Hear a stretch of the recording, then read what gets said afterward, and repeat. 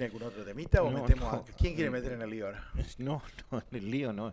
El lío es de este personaje, ¿no? ¿De danza? El doctor Danza. Dele con- Cuando en el medio del balotage nosotros leímos acá algo que personalmente escribí, 30 razones para no votar al Frente Amplio, aduciendo que se venía Venezuela Junior. Bueno, ya estamos en Venezuela Junior, porque las violaciones de la Constitución son sistemáticas. Y estamos en Venezuela Junior porque Venezuela empezó su dictadura votada. Claro. Lo primero fue votar a Chávez, y ahí empieza con estas cosas. Estas mismas cosas que hoy están pasando en Uruguay, pasaron anteriormente en Venezuela. Pero esto no es nuevo, ¿no? No es nuevo, y acá lo voy a probar que no es nuevo. Porque además, ningún partido político, todos los que se sentaron en el Obelisco en 1983, han cumplido ese mensaje. Recordemos que ese episodio fue la manifestación más grande desde el punto de vista político en la historia del Uruguay. Sí, cierto. Impresionante. Y yo trabajaba en Radio El Espectador y la transmitía, así que la vi, nadie me tiene que contar. Y ese día, allí, a través de Candó, el representante cultural del Uruguay, en aquel tiempo muy reconocido y siempre reconocido, denunciaron la usurpación de nuestros derechos sagrados, la imposición de los dentadores del poder, los dioses con pie de barro, y compararon las actitudes del fundador de nuestra nacionalidad con el gobierno de derecho. Reclamaron el pluralismo político irrestricto, el papel insustituible de los partidos, la justicia única e independiente, la liberación inmediata de los presos, una prensa libre a la que ningún Torquemada podrá clausurar por decir su verdad. Y yo puedo hablar de eso, porque el Frente Amplio a mí me persiguió a partir del 2005, cuando asumió el gobierno. Pero Calavera no chilla, sigue. Una gran universidad autónoma, bueno, eso lo tienen, ¿no? Un movimiento sindical que actuara con entera libertad y unas fuerzas armadas reintegradas a sus cuarteles. Y ahí vino el viva la democracia. ¿Cómo será que al otro día hubo una respuesta del presidente Gregorio Álvarez, presidente facto en aquel momento, y dijo: yo confío en los partidos políticos tradicionales por los cuales las Fuerzas Armadas han hecho un gran sacrificio? Han llegado a destituir un presidente de la República porque no reconocía o no quería reconocer la existencia de los partidos tradicionales. Y vos sabés que no mintió en eso. No, por supuesto que no mintió. Podría ser un dictador el hombre, pero no mintió. Claro. Para llegar a lo de Danza, ¿no? Porque esto no es una casualidad de ahora. El reportaje al teniente general Medina, que está publicado en el libro, en el primer libro, el revés de la trama, la historia secreta de la salida de la dictadura. Este reportaje lo hicimos con Pedro de la Rosa, estimado colega, que después, fue presidente de Tabaré, se recibió de abogado. Del Club Tabaré. Del Club Tabaré. Ah, claro, digamos que Tabaré por todos lados. No, del Club Tabaré. Tiene Tabaré, Yamandú. Claro. Y bueno, voy a contar una buena porque a veces hay que contar una buena, ¿no? Sí. Nosotros siempre, a partir de ese momento, nos dimos cuenta que si después de la entrevista y la desgrabación se la llevábamos para que la corrigieran, ponían más cosas. Y algunas cosas muy fuertes, que no las habían declarado, ¿no? Entonces hacíamos ese juego. Y Medina, cuando le llevamos a Teniente General Medina, que fue el militar de la salida, ¿no? Sí. La pareja de Sanguinetti. Sanguinetti siempre tuvo una pareja, después fue Wilson Ferreira, después Alberto Volonté, etcétera, etcétera. Pero siempre... es el magíster claro, ahí sistema está. Político. Nos dijo, dice, me han hecho muchos reportajes, pero en realidad 2 veces perdí el cassette. El estilo. Sí, que se le fue de pico. Claro.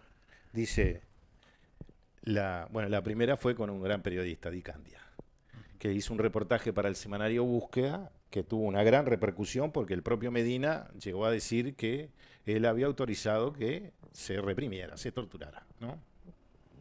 Y después dice, ahora con ustedes. Y entonces, una de las preguntas fue, ¿no pensaban que la izquierda iba a estar tan integrada al proceso de salida? Y Medina dijo, no, nosotros al Frente Amplio lo vimos como una fuerza enemiga siempre. Siempre fueron enemigos. No hay que equivocarse, que nos abrazamos con el Frente y salimos olímpicos. Teníamos nuestras prevenciones, nuestras cosas con los del Frente. Pero resulta que los que se resintieron y no quisieron entrar al Club Naval fueron los blancos. Y los del Frente estuvieron. Pero los del Frente fueron ahí a buscar la carta de ciudadanía, el certificado de buena conducta, el carné de buenos. Ellos fueron tras un objetivo, conquistaron ese objetivo y continuaron adelante.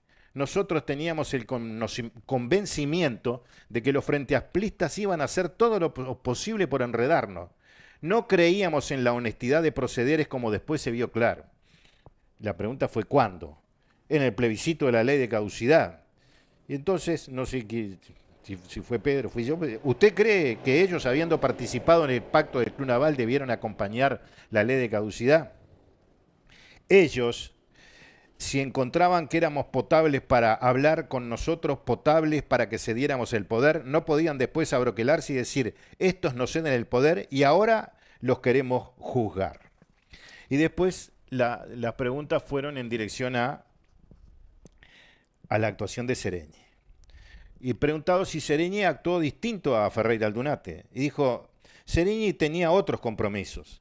Sereñi, el rompimiento que hizo con las Fuerzas Armadas fue el que más nos dolió. Como nos dolieron todos los frenteamplistas que andan por ahí por el Parlamento, como Bruncanet, militar que estuvo en situación de reforma, que fue diputado de Asamblea Uruguay. Ellos rompieron con nosotros, rompieron con un juramento que habían hecho previo a la defensa de la Constitución y las leyes. Hay un espíritu de cuerpo que no se puede romper y ese espíritu de cuerpo fue el que traicionaron. La pregunta fue, la relación con el Frente Amplio fue muy sinuosa. Participa en el pacto del Club Naval, no vota la ley de caducidad y luego promueve el plebiscito. ¿Usted piensa que la lógica de los hechos tendría que haber indicado otra cosa? ¿Qué cosa? Nada más de lo que yo les pido es que se hubieran callado la boca, que no hubieran hecho cuestión por los derechos humanos, que no le hubieran hecho cargos al ejército. Con el ejército habían tratado, habían pactado. Cuando estábamos tratando en el Club Naval, ¿qué estábamos tratando? ¿Cómo transferíamos el poder? Muy bien, nos transferimos el poder. Y miren esta frase que dijo Medina.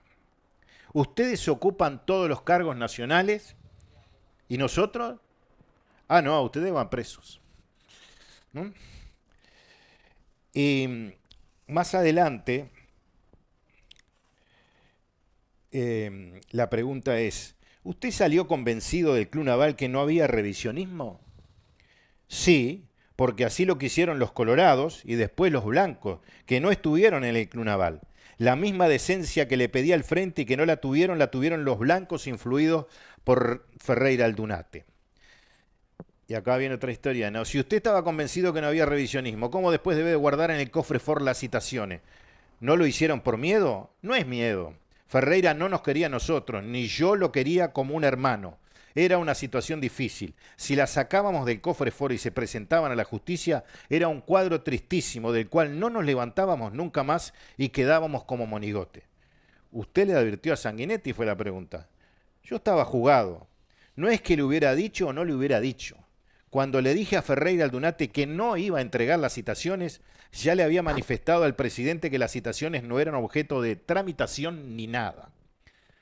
Eso es un golpe de Estado técnico. Marcamos, ¿no? Sí, le indican ustedes. Seguro. Con Sanguinetti, dijo Medina, fuimos muy delicados. Le diría que soy pudoroso para tratar algunas cosas. Hábiles fuimos. Ni yo cometí la indiscreción de decir que estaba dando un golpe de Estado, ni Sanguinetti reaccionó de tal manera para decirme que yo estaba dando un golpe de Estado.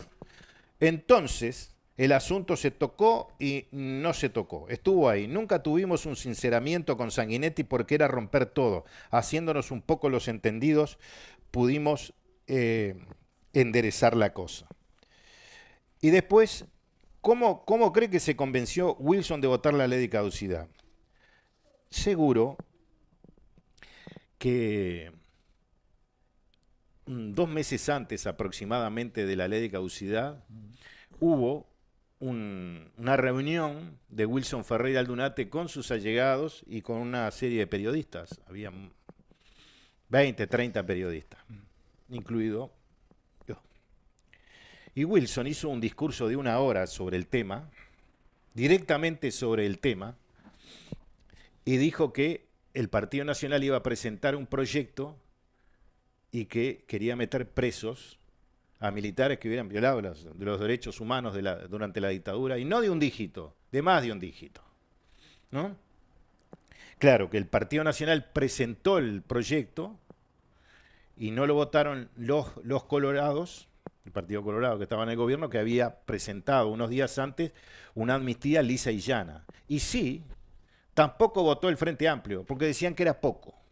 Pero en realidad... ¿Y no querían votar? No, el mismo día, claro, el mismo día, los 16 generales del ejército, que eran los responsables de todo este tema, dijeron lo mismo que el Frente Amplio, ¿no?